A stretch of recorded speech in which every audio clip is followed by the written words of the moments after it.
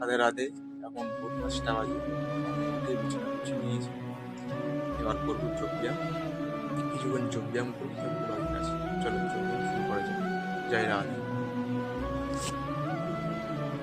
তো ভোর ৫টা মানে কিন্তু যোগব্যায়াম আজকে শুরু করেছিলাম দিনটা খুব সুন্দরভাবে। যোগব্যায়াম দিয়ে কিছু শুরু করার পরে কিছু ভালোভাবে প্রাণায়াম করেছি, কিছু মেডিটেশন করেছি, কিছু শীর্ষাসন করেছি। তো এগুলো করার পরে কিন্তু তারপরে চলে গেলাম মেন ব্যায়ামে। তো মেন ব্যায়ামে যাওয়ার আগে কিন্তু এগুলো অবশ্যই প্রয়োজন, এগুলো মেনের থেকেও ভালো প্রয়োজন এগুলো। কারণ এগুলো যোগব্যায়াম যা ভিতরের রোগ, কোনো প্রবলেম, সেগুলো কিন্তু পরিষ্কার করে।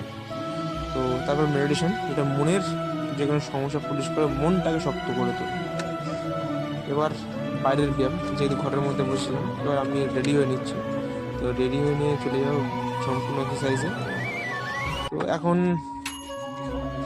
রয়েছি এখানে।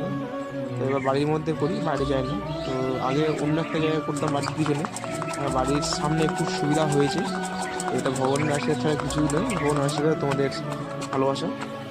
তো এইভাবে কিন্তু অবশ্যই ভালোভাবে থেকো, যদি আরও এগিয়ে নিয়ে যাওয়া যায়।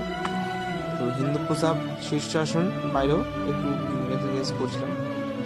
শীর্ষাসন, হিন্দু প্রসাব আর পাঞ্চ, স্ট্রেচিং, প্রচুর কিছু ছিল এর মধ্যে। সবগুলোকে একসাথে ভিডিও করে তোলাটা অসম্ভব হয়, কেননা একা একা সব কিছু করতে হয়। যাই হোক, এটা ছিল স্ট্রেচিং অ্যান্ড কিক ছিল পাঞ্চ। এটা কিক কিক মেরে চলে গেলাম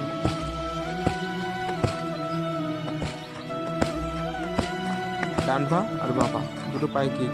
এবার স্নান করে ভগবানের সেবা করেছি। তো ভগবানের সেবা করানোর পরে গীতা পাঠ থাকে।